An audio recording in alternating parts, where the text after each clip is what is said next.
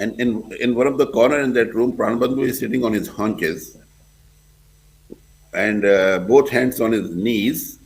On one hand, there were two or two and a half puri, half puri in his mouth, and the right portion of his head with the eye chopped off. From that ventilator, one rocket came and that hit him and he died. This Major Amarjit Singh, he got down from his tank and the neighboring tank was of his second in command called Captain Safaya. Both of them, they got down and they were just chatting and they were hit by a RT shell and both of them died. And that night, Dev Artillery fired massive rounds. I believe what I learned that even the Dev Artillery of 26 Infantry from Jammu was also directed to fire on that bridgehead. And they destroyed everything. From reflector side, I said, in range? He said, yeah. I said, fire. So he fired about 3 to 4 bursts. 80 guns fire in a burst of 4-5 rounds, one go, And we can see the rounds because every round has got a tracer element. So Diwali में जाता है ना पटाखे के साथ में, you can see that kind of those days. I don't know what it is now, but those days when we used to fire from 80 guns, there was a tracer element. We could see the bullet. Now these all went to that helicopter. After firing about 4 bursts, we saw helicopter dwindling in the air, tilting on one side, losing height, and then getting disappeared behind Mandiyal Heights. No, just next to Manavatavi, it was all undulating ground. It was foothills. कहीं पे पहाड़ है, कहीं पे नहीं है. It disappeared. Then we started looking at each other. So I asked Krishnan, लगा? He said, well, लगा तो है. Chandrabhushan asked me, how do you say लगा है? नमस्कार दोस्तों और जय हिंद. आप सभी को स्वागत है in my channel 1971 war book series. तो दोस्तों, in the third podcast episode with captain Arvind Nautiyal from the 45 Air Defense Regiment, he will be talking about some of his skills on the Pakistani forces, including the last bit of heavy fighting in the Chamb sector before there was a complete lull in the battle in the Mandiyala Heights area. उसके बाद we will be knowing a bit about the background of Chamb. उसके साथ we will be talking about some of the tragedies of war he had encountered during the Battle of Chamb. So let's welcome Captain Arvind Nautiyal to our program today. Then I told you about 10 Garhwal. 10 Garhwal happened in Raipur Crossing, where Raipur Crossing was to be captured and to block the ingress of troops from there to support the bridgehead. And from both flanks, two battalions moved.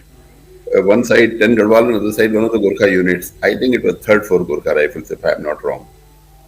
And 10 Garhwal captured Raipur Crossing. Soon after, Gorkha Rifles attacked 10 Garhwal. The Garhwalis realized that they are Gorkhas. The most unfortunate thing was that CO of 10 Garhwal, and Onkar Singh, he was from Gorkha Rifles. And when he was approved to take over command, there was no vacancy in his 3rd GR or 2nd GR, wherever he was. So he was shifted from there to Garhwal Rifle to take over command from 10 Garhwal. So he realized that there are Gorkhas coming. He told his troops not to fire, I believe. And but then Gorkhas didn't realize that. When they came very close and when it was about to be hand-to-hand fight, Garhwalis had no option but to open fire. And in the process, Onkar Singh was killed. And the Gorkhas also lost their leading company commander. I believe his name was Major Tiwari, if I am not wrong. And good about over a dozen soldiers were killed. And then they realized that we are attacking each other. So this was the second casualty, fog of war. That is why they say all fair in love and war. own troops attacking own. Earlier, I had covered how our own aircraft attacked us. You know, in that action, they dropped few bombs, and that day aircraft. I think it was sixth or seventh. They attacked us, and they had blown two Kras vehicle loaded with medium gun ammunition, killing a few Jawans there. And then they again came and there was a canal going next to that, and there was a section of Gurkha rifles marching. They strapped and killed all of them, including one officer. So that kind of confusions do happen in battlefield. It was, I think it was, if I'm not wrong, dates may be mixing up one day this way, that way, because almost 54 years have passed. I told you earlier how I was fired at by those tanks. Major Amarjit Singh Hundal, if you recollect, in my previous talk, when tanks were firing at us by mistake, and that happened on fourth night. On if I'm not wrong, on sixth evening or maybe on fifth evening, all these tanks were lined up at the bank of Manavar Tavi, uh, say about half kilometer ahead of the place where they had fired at us. In the evening, this Major Amarjit Singh, he got down from his tank, and the neighboring tank was of his second in command called Captain Safaya. Both of them they got down, and they were just chatting, and they were hit by a RT shell, and both of them died. The squadron commander Major Amarjit Singh Hundal was killed. His 2IC Captain Safaya was killed. The third officer in the squadron that time was a second lieutenant MB Anand. Brigadier MB Anand is my course mate. He was the third officer, so he had to take over the command. Way back, their families were staying in Ahmednagar. Ahmednagar School and Center is there in Ahmednagar. Their families were staying. Now, height of tragedy was that Mrs. Amarjit Singh, after hearing this, she went to Mrs. Safaya to pay her condolence. And there she came to know that what condolence, your husband has also been killed along with him. That's a height of the tragedy. So that was it. Then on 8th, if I recollect correctly, there's a river called Chenab that is flowing through Akhnur and goes into Pakistan. So there's a bridge on River Chenab, then only we can cross and go beyond the battlefield. On Chenab Bridge, there were sufficient arrangement of military police to catch all those who are trying to flee. A large number of soldiers of all caste and creed, of all regiment, all arms were caught there. The ferocity of the battle was so much. So many guys were caught there. And then they used to send them back to their respective units. So on 8th, we got some of our troops back who had left the battlefield. As I told you, on the night of 4th, one section of our Johnnies, along with Havaldar Bhimaiya, had moved out. They were caught there, they were sent back to the unit. And other section, which was number 2 section, which was next to the 216 medium regiment where the debacle took place. Those guys, to best of my knowledge, fought for some time, but could not withstand an infantry attack because, in artillery, although basic training of soldiering is given to everybody, but then they are not designed to, trained to, fight a direct attack from an infantry. So when they were attacking 216 medium regiment, a portion of our gun area also was on their right flank. One of our driver, Luis Vegas, they had killed. And fact is, that later on when we went to retrieve a gun, we found few dead bodies of Pakistanis lying around a gun area. So our guys must have fought and killed them. But they finally escaped from there with Subedar Varghese. And they went up the Buchumindi hill feature, which was nearby, where a lot of Pakistanis had also gone, and followed by a company of 7 Gadwal, which came to our location to find out 216 medium, which I mentioned earlier. They also climbed over that hill chasing these Pakistanis, and there somewhere they were able to catch hold of these guys, our Johnnies from section number 2. So they were also sent to military police, and all of them came back to our location. I think it was on 8th night it happened. After this bridge head was formed, and there was total commotion that time. In fact, we had received orders to move to the Delta 5 location, which would have amounted even surrendering Jornia and going very close to Manabartavi. General Sattar Singh, who was Corps Commander, he landed up in the battlefield. And he gave orders that no withdrawal, nothing doing. And then he took the command of the operations himself, sitting in the artillery brigade headquarters. And from that is where he gave these orders to block the Raipur crossing. What happened with Colonel Onkar, I have already mentioned. And that night, Dev artillery fired massive rounds.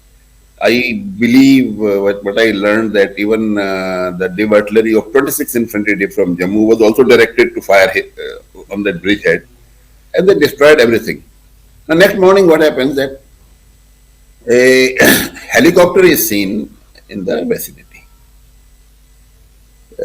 I was there, along with me, the Charlie Eco Troop Commander Captain Chandrabhushan, who was a corps senior to me. Both of us were together. And he asked me, he says, Naughty, what is that? I said, that is AROP. Any helicopter coming in the area has got to be an AROP, air observation posts of artillery. Otherwise, nobody is going to come in battlefield and just fly over that. It would be suicidal. And I knew that our this AROP flight did not have helicopter. We were having fixed wing Pushpak aircraft. So helicopter had to be an enemy. It was not our aircraft. Pushpak, we had Pushpak, and it was very close to this line. So I said, it's the enemy. He said, what shall we say? Let us engage. So next to us, there was another gunner, Havildar Krishnan, and we were standing next to a gun. I said, Krishnan, just mount and aim at this. He got into the gun. From reflector side, he said, I said, in range? He said, yeah. I said, fire. So he fired about 3 to 4 bursts. AD guns fire in a burst of 4-5 rounds, one go, And we can see the rounds because every round has got a tracer element. So Diwali में जाता है ना पटाखे के साथ में, you can see that kind of those days. I don't know what it is now, but those days when we used to fire from AD guns, there was a tracer element. We could see the bullet. Now these all went to that helicopter. After firing about 4 bursts, we saw helicopter dwindling in the air, tilting on one side, losing height, and then getting disappeared behind Mandiyal Heights. No, just next to Manavartavi, it was all undulating ground. It was foothills. कहीं पे पहाड़ है, कहीं पे नहीं है. It disappeared.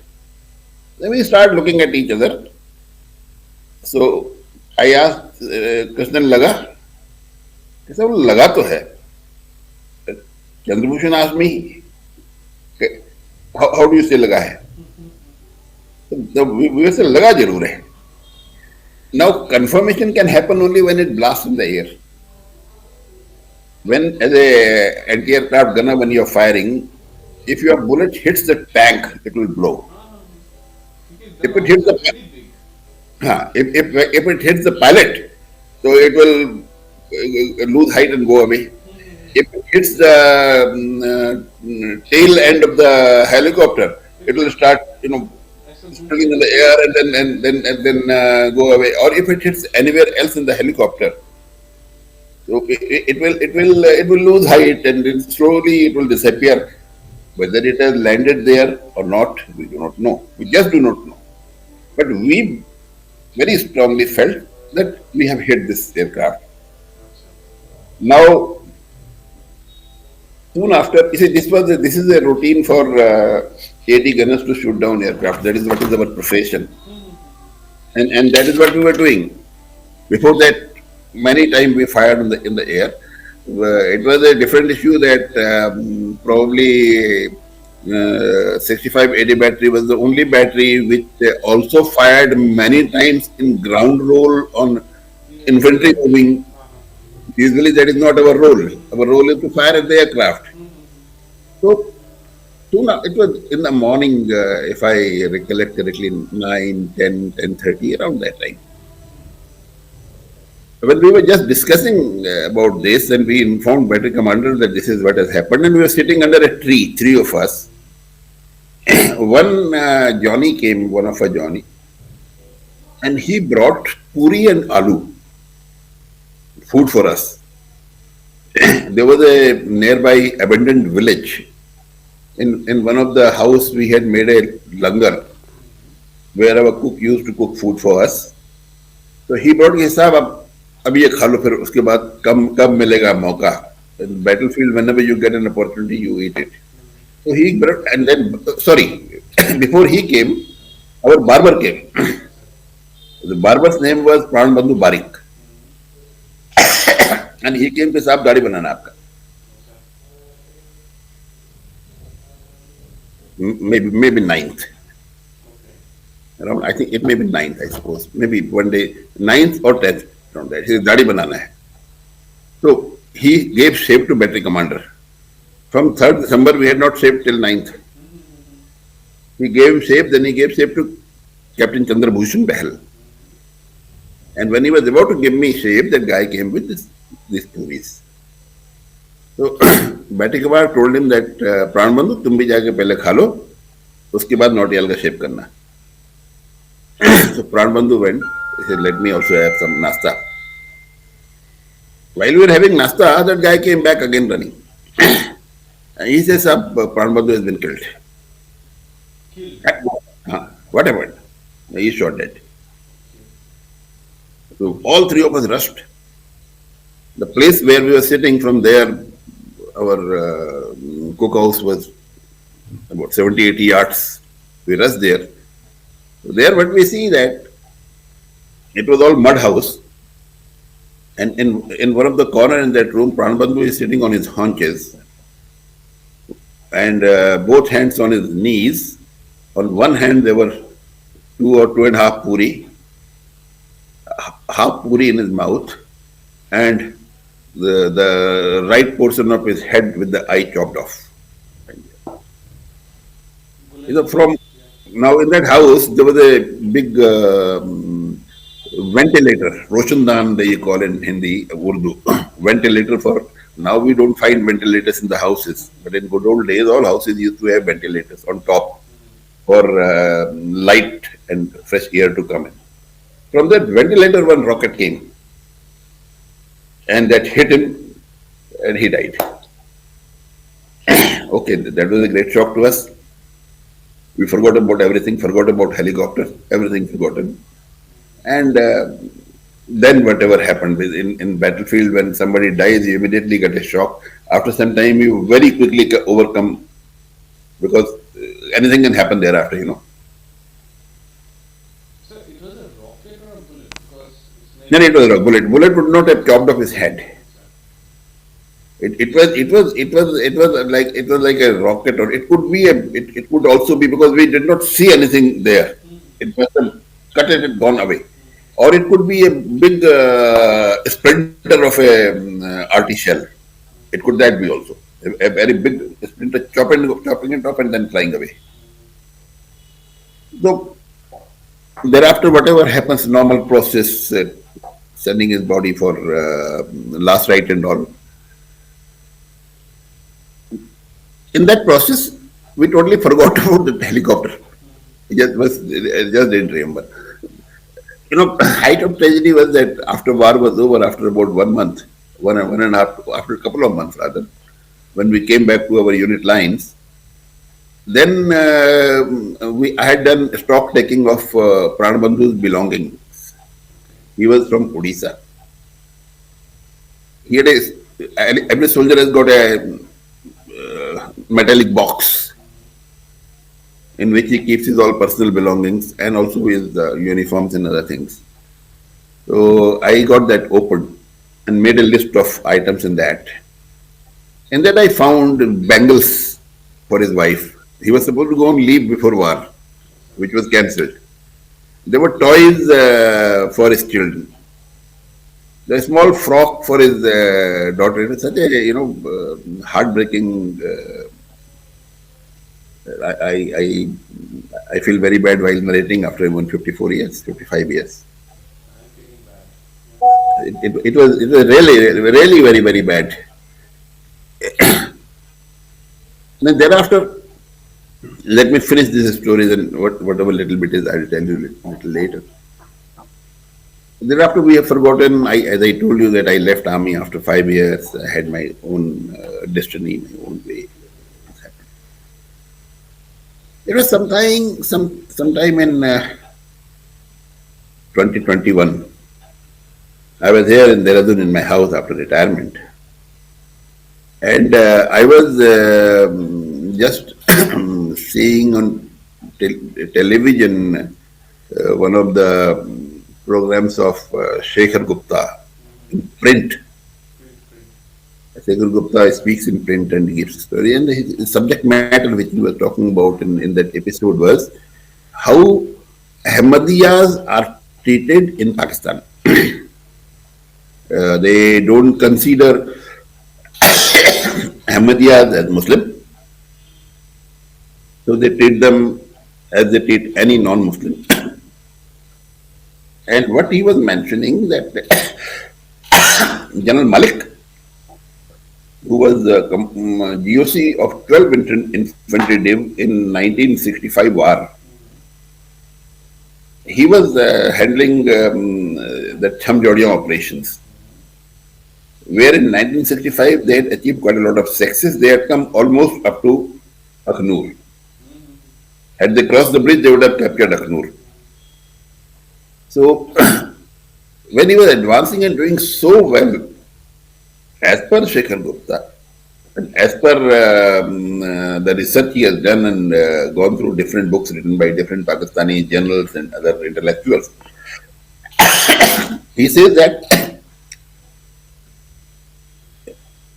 General Malik, the way he was handling the operations, he would have become overnight hero had he captured Jammu. Because if Akhnur was captured, Jammu was a straight 30-40 kilometers from their straight drive. And capturing Jammu or that Jammu-Srinagar highway means cutting off the rest of the Kashmir. That is what was their aim. That is why they were advancing so much in that area, to cut off the national highway which connects Jammu with Srinagar. He says, doing this, he is going to become overnight hero. And when he saw that it is very imminent that Akhnur is going to fall, last minute he replaced General Malik by another general called General Yahya Khan, who subsequently succeeded him and became chief and master law administrator and president and whatever you all know that. So Yahya Khan came there. Now, at that point of time, if you are replacing the commander, a new commander will take some time to settle down. It won't happen. So the advance and the way they were doing it, that all got break. A break of few days, Indian Army got sufficient time to regroup and open fronts elsewhere and even strengthen their defenses there. So that has happened because he did not want a Ahmadiyya general to get the credit He replaced me. And he says, same thing happened in 1971. 1971, instead of 12 infantry div, they had 23 infantry div in Chamb. GOC was another Ahmadiyya, General Iftikhar Jhunjhua. Zanzua. Right. Those are, I General, think, Zanzuas are a very respected clan in Pakistan because they joined the army all the time. A yes, lot of there Zanzuas were there recently. are a lot of Jhunjhuas in army, yes. Mm. But Iftikhar Jhunjhua was also a Ahmadiyya. Okay. Iftikhar Jhunjhua was doing very well, and as I 65 told men, you, I think he was brigadier. 65 men. 65 he was brigadier. Mm-hmm. 71 war, he had taken over a GOC of 23 infantry, but 23 infantry instead of 12 infantry, 23 infantry was in Samjodiya area, that sector. As per him, whatever he was referring number of books written by Pakistani military historians and Pakistani generals. That General Jhunjhua, after the head was made, he came to inspect that bridgehead on a Bell 22 helicopter. Okay. And he came so close to border just to see from top that how are they placed. Because next night they had to do a massive operation, which was in fact countered by after arrival of General Sartaj. So when he came so close to the front line that his helicopter was shot down. They said that his helicopter was, from the all reliable sources, helicopter was shot down by some Indian troops. All Pakistani accounts say that helicopter was shot down by Indian troops. However, no Indian has ever claimed. Acha. Now I heard that as it's a jackpot for me. I immediately grabbed that, just covered that video, and then I made a post and sent it to the regiment and to everybody else whom I knew, and some of my colleagues and my juniors who continued in army. Two of them became lieutenant generals, they were DG, AD even. One of them saw that and he says, "Can I take it up?" I said, "Why not? This is the fact I am stating, and whatever I am stating is not only my statement. I've got two witnesses. One was next to me, Colonel Chandrabhushan, who is alive in Chandigarh. He can vouch for it. And other guy is our then regimental adjutant, Brigadier Satish Kumar, who lives in Delhi. Because immediately after war, next day, on 17th, war was over, on 19th he visited. And then whole story was narrated to him. I said, in fact, after hearing that famous African saying that until the lions have their own storytellers, history of hunt will glorify only hunters. After seeing that, I got quite encouraged that I must write stories about 65 AD battery.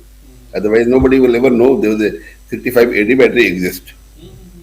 Then I started writing and started posting my day-to-day account. I had forgotten about that helicopter shooting. Brigadier Satish Kumar told me, "अरे भाई वो helicopter के बारे में तूने लिखा ही नहीं जो मारा एरो पे मारा था जो."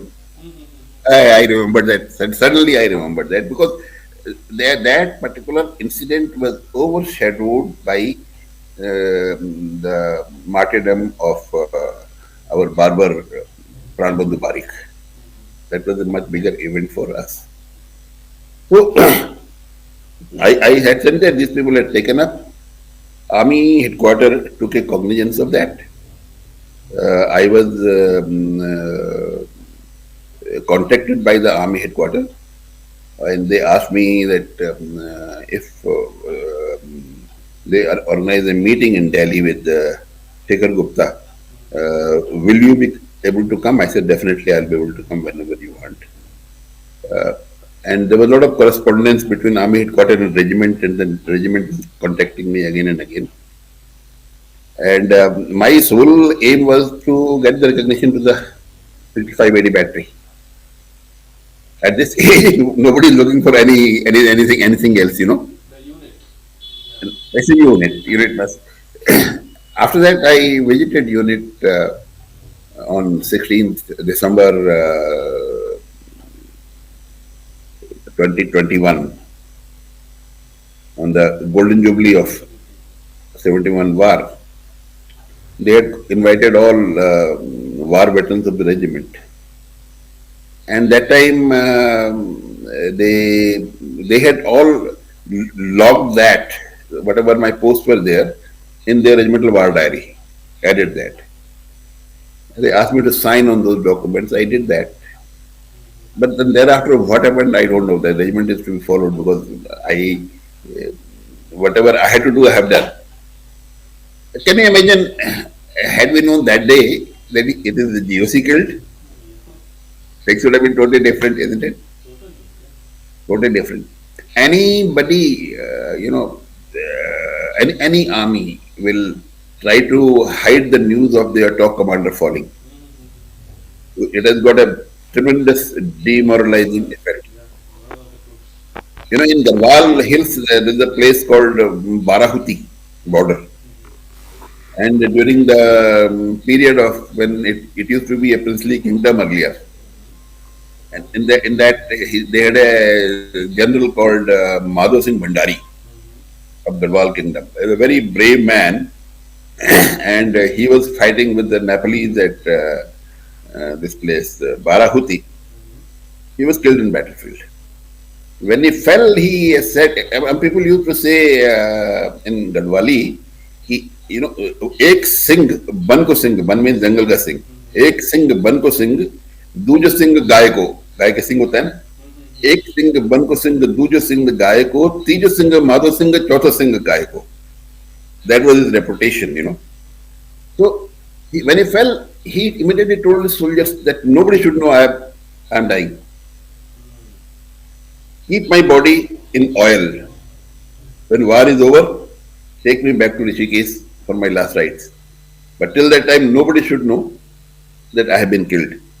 So that was the kind of impact of a good general. And that is what Junju was killing. Nobody knew. Immediately after that, there was almost lull in our sector. क्या हुआ sir? क्या हुआ किसी को पता नहीं शांति इतनी ज्यादा शांति क्या हो गया सब चीज में शांति थी nothing was happening. I believe later on after 2-3 days immediately one of the brigadier took over and then 2-3 days later another general came and by that time entire dynamics had changed. We had strengthened our defenses quite a lot. Shakargarh was about to fall which was very close from that area. Entire scene change and they tried to keep it top secret. That is why we also did not know. And then we were contacting our seniors that what is happening now. Everybody was saying, no, you see what is happening in Shakargarh and such area. There is an imminent threat for Pakistan to lose a lot of terrain, so they have withdrawn troops from here and moved there. But today I know it was all bullshit. It was loss of commander, and then there was nobody to give orders what to do. And of course, what General Sarfraz did that day, he saved that embarrassment. So that was the story of Chamb. Had it been known that time, things would have been totally different. I can imagine that, sir. The Pakistanis it must have taken at least few hours to find the new commander. Then that guy would have taken at least one day to understand what is happening. Yes, even in those days, even that concept was not there. Neither in Indian Army nor in Pakistan Army to have a deputy GOC or deputy brigade commander. Those things came later. So one of the Bangladesh we lost the GOC of 101 communication zone. That guy Hmm. we lost him due to an anti-tank mine. इसके Yeah. बाद another person came and right from Delhi itself. But he managed it pretty well, I would say. The operations continued. you see, in Bangladesh, yes, of course, but resistance was not that strong as in Cambodia. Cambodia was a much smaller area than entire Bangladesh operation, but in a small area, Pakistan Fought so hard. Yeah. had fought so hard. They fought very well. There's no doubt about it. So they also had quite a lot of casualties, there's no doubt. But that was it. Few more things I will just like to tell you, very interesting things which happened during the battle. One eighth, maybe eighth, seventh, eighth, when Colonel Dhaya became casualty, CO7 Kumau, his one leg was blown off in a minefield. So another gentleman was posted as CO7 Kumau. A gentleman called General Baines, Colonel Baines, Lieutenant Colonel Baines that time. He came from infantry school Wow. and to take over the battalion. I think, if I am not wrong, he was from Dogras, shifted to Kumaon. So he came to our gun area, and from there he wanted to know the direction how to reach Seven Kumaon. So at that point of time, we were sitting in a trench. Me, next to me was battery commander, but other side battery commander was our head clerk, and he was dictating some sit reps, situation reports. The clerk was typing, and we were all sitting, our legs dangling, and he keeping typewriter on his laps, and all of us were sitting like a chair, legs were inside a trench. So he came there. Major Khanna said, "Sir, आइए बैठिए, please sit down." तो किसी को बोला, "Get some tea." चाय वाय बनाने चले गए भी. So then he asked questions that, Khanna, why are you sitting like this? Your legs dangling in trenches. So, and then he was having two rows of ribbons. So that means that shows his seniority. Major Khanna was a major with about 6-7 years service. He must have got about 14-15 years service. Quite senior guy. So he said, "Sir, we are in battlefield. Anytime enemy shelling can start. So the moment shelling starts, we will jump down, get into trenches. So that is why we do this thing." Now, what happens in battlefield if a enemy shell is coming? If it is going over you, it will make a shrill noise and go. If it is falling ahead of you, there will be a blast, die. But if it is coming on you, you don't know. But you are gone. So he understood that. In the meantime, we were having tea. Suddenly, behind us was one of the batteries of 39 mediums. That battery opened fire. They suddenly shouted war slogan and started firing. And before we could realize, then Major Baines was lying in the trench. Major Khanna told him, "Sir, these are our guns firing." So he got up and he started laughing. He said, "I made a fool of myself." He said, "This is my first battle experience, frankly speaking," he said. "I made my fool of myself." And he said, "Look, sir, it can happen with anybody." It can happen. Later on, I met him in Calcutta when he was a general posted in Eastern Command. So that was one very interesting incident. Another one I'll tell you was about one of a sweeper called Mithai Lal. Those days in army, tradesmen were called NCE, non-combatants enrolled. They were not combatants. If they were not combatants, so they were not authorized weapons. Now, NCEs were barber, sweeper, tailor, cook, masalchi, all these guys, all these tradesmen, they were, they used to wear army uniform, everything, but they were not authorized weapons, so there was no weapon training, no weapon handling, nothing. And they used to be the biggest liability for any unit in battlefield. Because we had to protect them, and we could not live without them. Okay, you don't carry a barber or a sweeper in battlefield, but then if he is part of your unit, so he will tag along with you. But you definitely need a cook, an helperson cook, So this Mithai Lal, even before I joined the regiment, 45 AD, he had deserted. Deserted. He was a sweeper, he had deserted. And I heard later on from people that Mithai Lal has deserted. Who was Mithai Lal? I don't know. I heard maybe one sweeper. When we were deployed in Chamb, just a few weeks before war started, sometime in mid-November, Mithai Lal reappeared and reported to us. Now there are certain rules in this that if a guy deserts and then local police is informed and then he is caught and brought back. But there is a period, I think it was 3 years, if I am not wrong that time.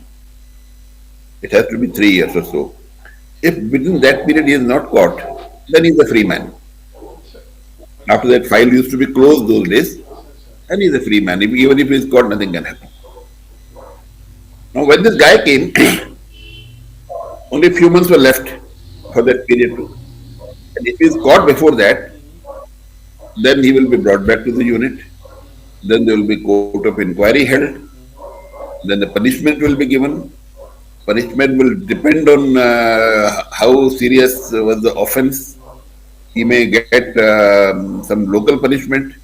He may get some imprisonment in military prison, Trimulgiri, which is there in Hyderabad, or he may get a civil imprisonment and discharge from army, depending on all those things. Now, when he reported, we had a big problem. What to do with him?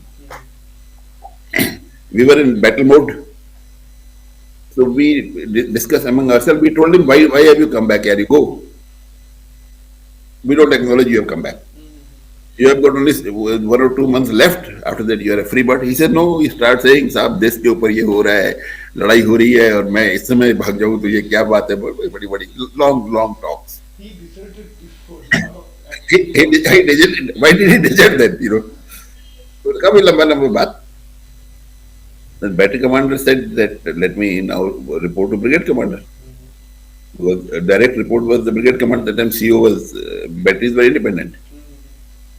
So brigade commander said nothing doing. You hold inquiry. कहते sir, we are deployed in battle anytime war may start. He said nothing doing. You have to follow the rule. So inquiry was held, and yours truly was made the inquiry officer. So it was 1-page inquiry. Because no witnesses were required, he himself is admitting his self-confession. He says, I am now surrendering. It was only 1-page inquiry. Otherwise, inquiry takes, you get so many witnesses from prosecution and from defense and do all kind of things. So I closed the inquiry, gave it to the battery commander. He forwarded it to brigade commander. Finally, from there, we recommended that he should be given 28 days rigorous imprisonment. So, 28 days rigorous imprisonment is awarded to Mithai Lal. Now, where do you keep him?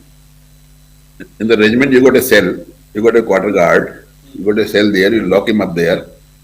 And the 28 days rigorous imprisonment in the military term, it is really rigorous. During daytime, he is made to slog like anything, to do all kind of physical work, which amounts to punishment. And in the night, he is locked up. So there we had no option, but we asked one of our battery senior JCO that make him dig a trench, 10 feet deep trench. So we made him to dig a 10 feet deep trench.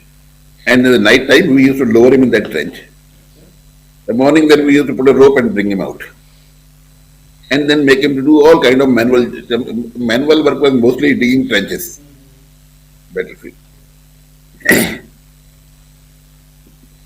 After a week or 10 days, war broke out. Punishment controlled. क्या करेगा? What we noticed that during war, very often, at least 4 to 5 times I did notice. This guy used to come with few weapons, dead bodies. Wherever Pakistani deads are lying or Indian deads are lying, he will go and pick up their weapons and bring it to us and deposit. four rifles, rifles. Usually rifles were there. And this continued for during war, 4, 5, 6 times he did that. Nobody had time to think beyond that because the activities were so fast. The scene was changing so fast. After war was over, after a few days, he again deserted.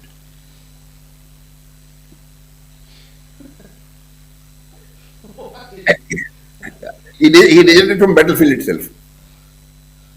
Because after war was over, then that Naka at Chenab Bridge, where military police used to catch all soldiers who used to try to cross, that was relaxed. So then the people were free to go this way or that way. And he deserted, and thereafter he was never found. The mystery was never resolved, that why he came and why he deserted again, and did he come there for some arms? Did he take some arms from there? If it was our arms, we would have come to know, stock taking. If it was with our soldiers of other regiments, it should have come to know. Or maybe that some soldiers have fallen in the area which is occupied by Pakistan, and then later on you can't get the arms back.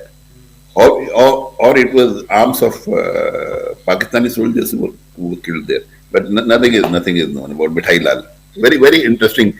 And even now, when I meet regimental officers, we talk about Mithai Lal, so nobody knows. I think he's a nut. No, I don't consider him as a nut. I consider him as a very clever man. He came with a design. He came with it, and probably he came for a weapon. He knew that this is a time one can get a weapon easily. I mean, if I also wanted a weapon that time, and I had an ill motive, I could have easily managed, you know. So that was about Mithai Lal. Another thing was, I think it may be a record that three grandsons of a person fighting war same time in same division. Grandson. Three grandsons of one person. That is my grandfather, my mother's father, my nana. He and my mama's son and my masi's son. All three had same grandfather. My mama's son's father's father, my mother's father, my masi's mother's father, same grandfather. We were there. My cousin brother was the second in command of 5 Assam, Okay. which fought very gallantly. There are a lot of stories are there about 5 Assam. And one major was missing in action. So, but One major was missing in action for Taiwan Sound. yes, No, no, no. Suri, Major Suri, yes, we used to talk. So he was the second in command of the platoon that time. And another troop of 26 AD regiment, eco troop, my mama's son that time, again second lieutenant Vijay Khanduri, he came with that troop to Chamb. The three of us were there, although we were together throughout, and my mama's son came only for 2 days, and then the unit moved to Srinagar. After war was over, my cousin, the one who was in Sam regiment, Colonel Hatwal, he inquired about me a couple of days after war, and then he requested my battery commander to spare me one day for dinner with him. So he said, okay, not now, wait for a week or 10 days. We are still, war was very fresh. And then he can go and ensure that he's back in the unit by 8 p.m. 5 Assam, having suffered very heavy casualties, had come in rear. And but then, you know, any unit in battlefield, whether in front or rear, they always deployed. So they were all deployed in deployed mode, all trenches, all defenses, and all they were there. The day war broke out on 3rd December, Before that, all local villages had moved out from there. Okay. These villagers started coming back. They moved out in August, September.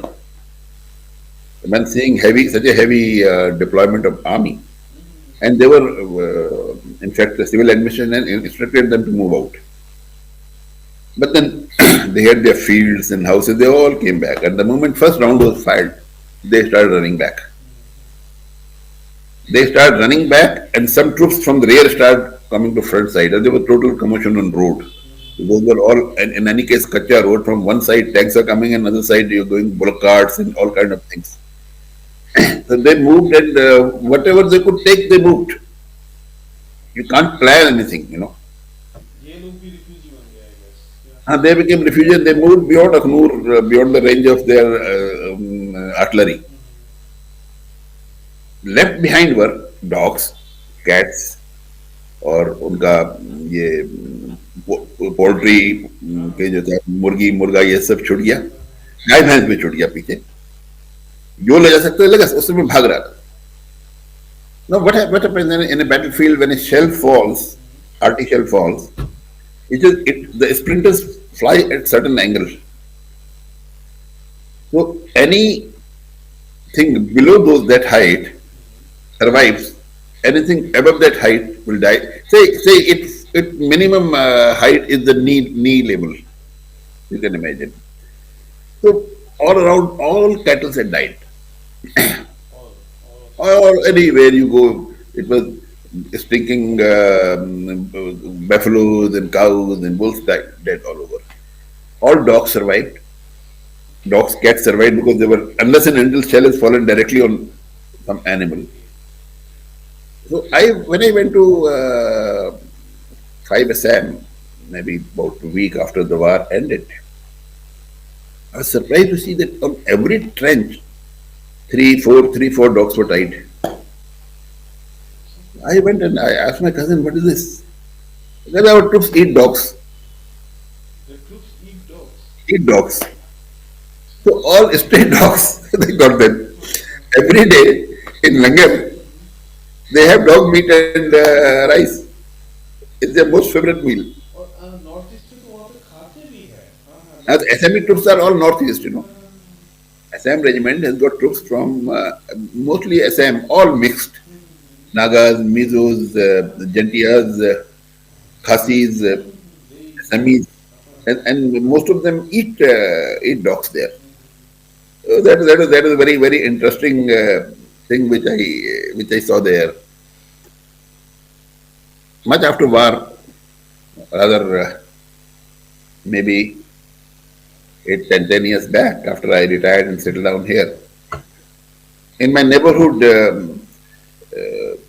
Lieutenant General R.K. Jasbir Singh used to live. General Jasbir Singh was 191 Infantry Brigade commander during 71 war. Of course, I never met him in the battlefield. I have seen him a couple of times, but then how come I pedley second lieutenant and a brigade commander? So after retired, then later on he became, I believe he retired as a military secretary, MS. He settled down very closely. God bless his soul, he is no more. He died almost 7-8 years back. One day I was with him in DSOI Dehradun. I saw him there. And I introduced myself. So he was inquisitive. He asked me to sit down and asked me many questions about war. I also replied him few questions. I also asked him few questions. So he summed up. He said, "Look," I said, "Sir, when on fourth night, Pakistan has advanced so much through the side of Madiala Height, when the 216 medium debacle took place.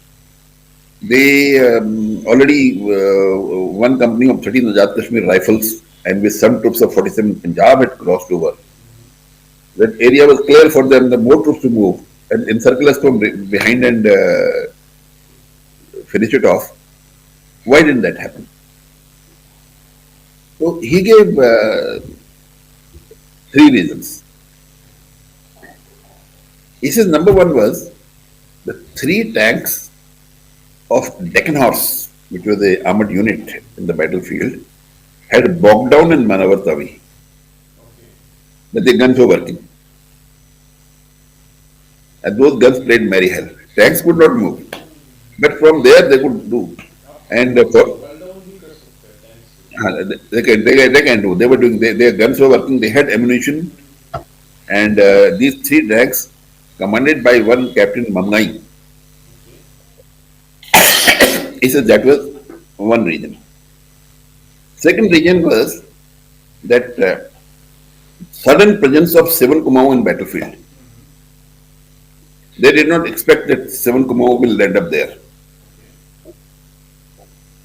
Their intelligence collection, whatever was there, they did not expect that anywhere near 216 medium gun area later on seven Kumau will suddenly appear. Sudden presence of seven Kumau. And third thing he mentioned that 80 guns firing on Mandiyala Heights and wiping out Pakistani movement there. That is where I said that I was firing. That.